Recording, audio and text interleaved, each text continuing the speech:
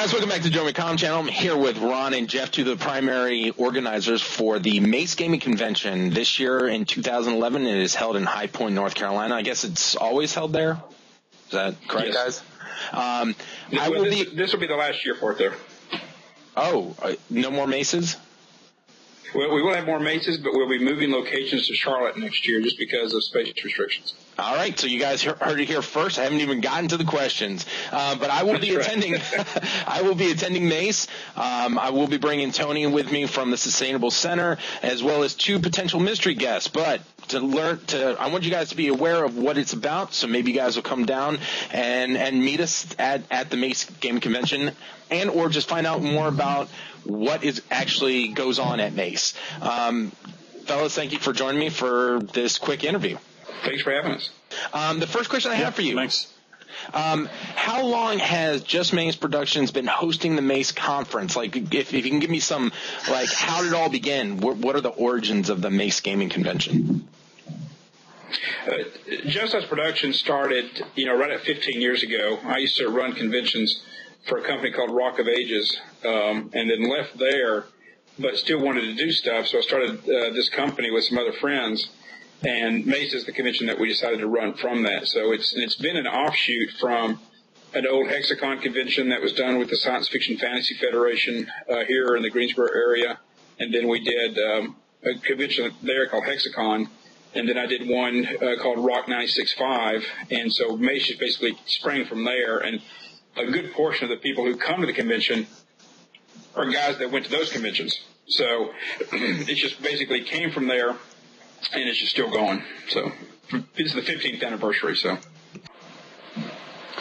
Yeah, I mean, I've been going since Rock of Ages, or Rock 96. I joined in 2000 to organize the gaming, and pretty much been going on since then. All right. So we kind of made mention of this in the beginning, but if you guys could be really specific for the viewers on when and where MACE will be held this year. It's going to be at the Best Western Hotel in High Point, North Carolina. Okay. Formerly the Radisson Hotel, so for people who, may have come previous years, it's the same hotel. And that is from November 11th through the 13th. Yes. Over the years, how many 11. How many people have been attending MACE over the years? Like, have you seen a trend? You guys have already mentioned the fact that you guys are kind of outgrowing your space, so I'm assuming there's some trend there. But what are the numbers like? We started off, really the first year we did real well just because we had such a follow through from the other events that, I was involved with. So we started off with almost 300 people year one. And Ron and I both do not want huge conventions. We want people to be able to come, relax, and enjoy themselves. But we are at about 500 people right now. I mean, I expect a little bit over 500 this year. Next year we'll be in bigger space. So hopefully we'll get more, but I think 500 is a good number, and that's kind of where we are right now. So. Okay. So, Ron, what games and events are scheduled for this year's convention? I mean, if someone who hasn't planned on coming to attend, all of a sudden, what are the games and stuff that are going to be there that people can kind of look forward to? We have a pretty strong tabletop presence from role-playing games to miniature games. Miniature games have really taken off this year, or last year. That was really huge thanks to the War Machine. War Machine is going to be huge this year. They've got an Iron Arena planned all weekend. LARPs are also pretty big with us, and we have a Steampunk LARP this year, which is our little quirky thing for the year. And we have something every year that's kind of quirky, kind of interesting, and I count that as one. Lots of role-playing games. Savage Saturday Night, where it's just a whole room of Savage World. We have a couple of the writers for the line running games. We got a couple of other interesting things like Peter Schweighofer running his D6, which Peter Schweighofer used to work for West End Games and Wizards of the Coast. Lord, I could go on for hours and how many we've got. We've got lots of board games. We've got a whole room dedicated to board games, pick up and scheduled. Don't forget Cornhole. Oh, you guys are doing Cornhole this year. Yeah. I forgot. Man, how could I forget?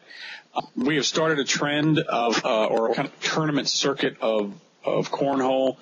Started in MACE West, which is in March, and we continue to go on with Con Carolinas, which is not associated with Just Us Productions in any way. And then this year, MACE, this is the first year we're going to actually have the Cornhole at MACE, and I expect it to be pretty big. So this actually opens up another question. Outside of the MACE gaming convention, I heard MACE West. Are there multiple gaming conventions that you guys are putting together, or how does that work? Yeah, we started several years ago. I mean, to me, one of the things that gamers like to do best, one is game and two is eat.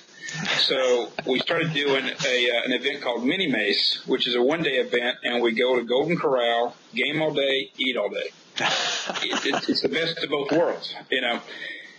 So we do that at least once a year, sometimes twice, depending upon schedule. And then we had a lot of people up in the Hickory area who were saying, hey, can you do something up here? So we said, okay, we'll try it.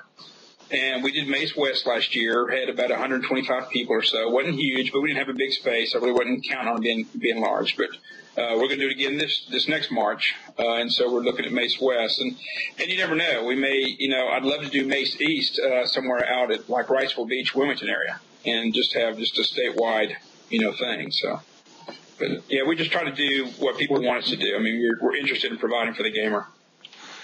So we're spreading like a disease. Oh. I've been showing photos as we've been doing this interview, and one thing that really comes to very clear in the variety of photos that were sent is that you guys seem to pretty much take over pretty much the entire hotel, and I'm really impressed by the fact that even though it seems incredibly packed, the photos don't have that feel like people are stepping on one another as they're playing their games. Well, that's one thing. I mean, we use right now probably about 13 or 14,000 square feet of space. But we try to spread it out, and Ron has done a really good job on this of getting different types of games that work well together, as well as utilizing the space, because we don't want to have it so loud that you can't even play a board game, which usually isn't a loud game at all. So we really try to work. If that means we have to scale back and not have as many games available, then yeah, let's scale back some, because I'd rather have it be a comfortable setting than an annoying setting. So with that, you know, like I said, Ron's done a good job, you know, organizing that part. So something special this year, because unfortunately, as we gamers get older, we tend to also get a little bit larger. So we've started a thing called Biggest Loser MACE. So we're having a competition this year. As you'll have a weigh-in at MACE, we'll do a weigh-in at MACE West, we'll do a weigh-in at Con Carolinas, and then we'll do the final weigh-in at MACE next year. So whoever wants to participate and help try to lose some weight, we're really pushing for gamers to kind of watch themselves, because we want gamers to be around for a long time and not to be around because they're around. So, but then what I'm going to do is whoever loses the biggest percentage amount of weight, I'm going to pay for the hotel room and give them some money to spend in the dealer's room at MACE 2012. And along with that, we're doing a food drive. So we're doing a contest where we bring as much, you know, dry goods, non-perishable foods in, and the winner's going to get some money to spend into the dealer's room as well for that. So a couple of good things I think we're working on. That's fantastic. Now, I remember that there was something else I wanted to ask you guys about, and that is the auction that's held at MACE. What are the details about this auction, and also maybe some information on just how much, you know, vendor space people can come to appreciate? Because I know there's a lot of people who might not live right next to game stores that might come to conventions to, you know, pick up their hobby. So if you can go into a little bit about the auction and a little bit about the vendors, that'd be great. Yeah, the vendors, it's not huge. I mean, I don't have a large amount of vendor space because we do want to allocate a lot to game space. But we get about, 8 to 10 vendors that have anywhere from board games, role-playing games, card games, to costumes, to jewelry, to dice bags. We've got one guy coming this year. He's actually not really a vendor, but he's going to set up in the hallway, and he's bringing some tabletop 3D printers. So he's going to kind of show people how to do that and make stuff out of there. So that's going to be really cool. As far as the auction goes, we have a charity auction every year. We've donated money to the Reading Connection in the past, to North Carolina Zoo. We've done stuff to what's the Victory Junction Camp. We bought games several years ago. This year we're doing to the zoo again, as well as to Brenner's Children's Hospital.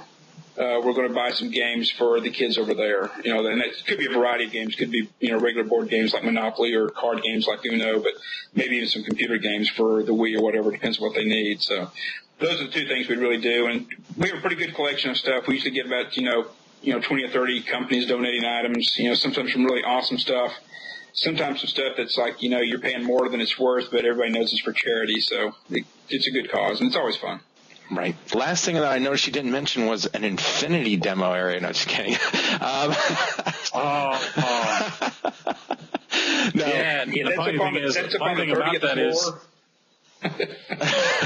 yeah, we stuck that in we put that in the roof. No, I just wanted to let you guys know that I misallocated some space for a game. I made a mistake, believe it or not. And you guys actually have more space than I originally thought.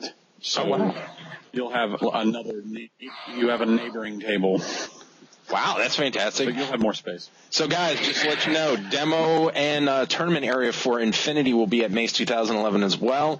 Definitely Ian and I, you guys have heard us talk at least about various battle reports for Infinity. That will be at MACE 2011 as well. Jeff and Ron, thank you so much again for coming out and doing a little bit of a talk.